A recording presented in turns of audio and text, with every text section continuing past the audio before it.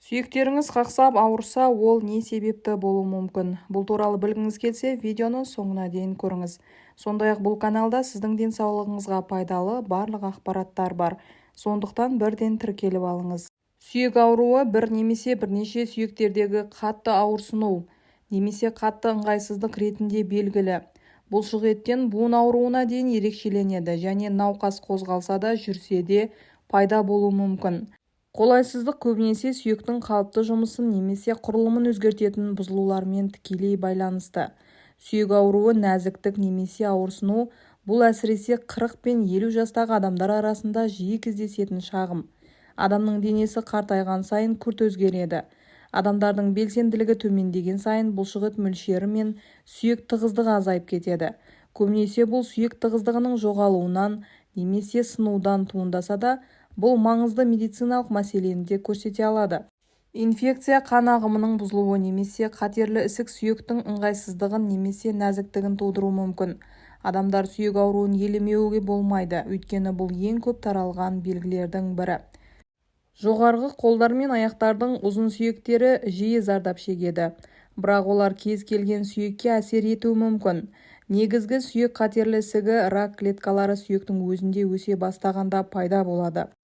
Сүйектердің ауырсынуының әртүрлі себептері бар, соның ішінде минералды тапшылық. Сүйектер күшті болу үшін көптеген минералдар мен витаминдерді, соның ішінде кальций мен D витаминінің қажет етеді. Остеопороз сүйек ауруларының ең көп тараған түрі кальций мен D дәруменінің жетіспеушілігінен туындайды. Сүйек ыңғайсыздығы оның кейінгі кезеңдерінде остеопорозбен ауыратын адамдарда жиі кездеседі. Сүйек ыңғайсыздығы көбінесе жарақаттан туындайды, әсіресе бұл ауырсыну травмалық оқиғаның нәтижесінде пайда болады. Мысалы, көлік апаты немесе құлап түсу, соғыс нәтижесінде сүйек сынуы. Сондай-ақ инфекциядан остеомиелит инфекция сүйектерде басталған немесе тараған кезде пайда болатын қауіпті ауру. Сүйек инфекциясының бұл түрі сүйек жасушаларын зақымдауы және қолайсыздықты тудыруы мүмкін. Сондай-ақ лейкемия сүйек кемігінің қатерлі ісігі болып табылады. Сүйектердің көпшілігі сүйек жасушаларының пайда болуына жауап беретін сүйек кемігін қамтиды. Сүйек ыңғайсыздығы лейкозбен ауыратын адамдар әсіресе аяқтарында жиі кездеседі. Сондай-ақ сүйектің ісігі, сүйектен пайда болатын ісік жасушалары сүйек ісігі деп аталады. Бұл дененің басқа бөлігінде басталған, бірақ дененің басқа бөліктеріне таралатын қатерлі ісік. Сүт безі, өкпе, қалқанша без, бүйрек және простата обыры сүйектерге таралатын ең көп таралған ісіктердің бірі болып табылады. Буындардың дұрыс қозғалуына көмектесу үшін қолмен терапия қолданылады. Жамбас қабатын нығайту үшін физиотерапиялық жаттығуларға арналған су жаттығулары. Егер болашақ әйел жамбас аймағында ауырсынуды сезінсе, ол дереу дәрігерге көріну керек. Сүйек ауруының белгілері. Басқа белгілер мен симптомдар сүйек ауруы көзіне байланысты өзгереді. Жарақат алғаннан кейін ісіну, айқын жарықтар немесе деформациялар, сықырлау немесе тегістеуші шу болуы мүмкін. Минералды жетіспеушілік, бұлшық еттер мен тіндердің ыңғайсыздығы, ұйқының қиындауы, құрысулар, шаршау және әлсіздік бұл жағдайдың барлық белгілері болып табылады. Сүйектерді қанмен қамтамасыз етудің бұзылуы, буындардағы ауырсыну, буындардағы функцияның жоғалуы және әлсіздік, инфекция, қызару, безгек, инфекция ошағынан жолақтар, ісіну, жылу қозғалыс аумағының төмендеуі, жүрек айнуы және тәбеттің төмендеуі.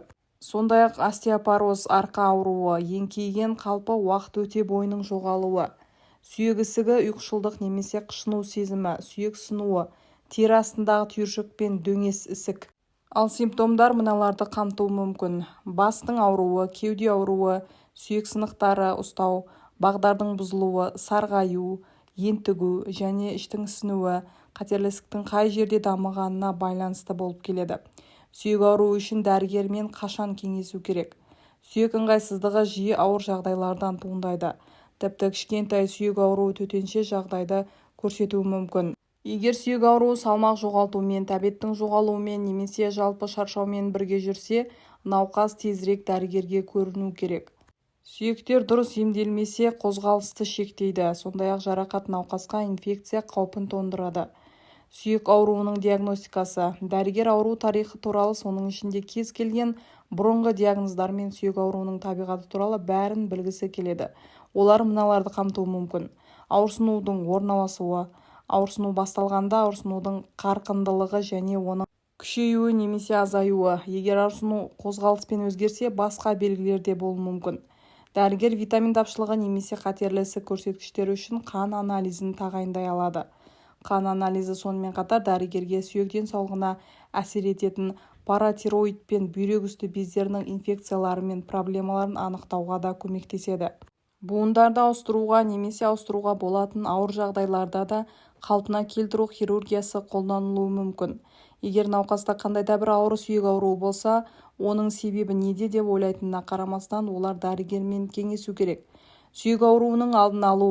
Кем дегенде остеопороздан туындаған сүйек ауруы сияқты кейбір түрлерін күшті сау сүйектерді сақтау арқылы болдырмауға болады. Мұны орындау үшін мыналарды орындау керек.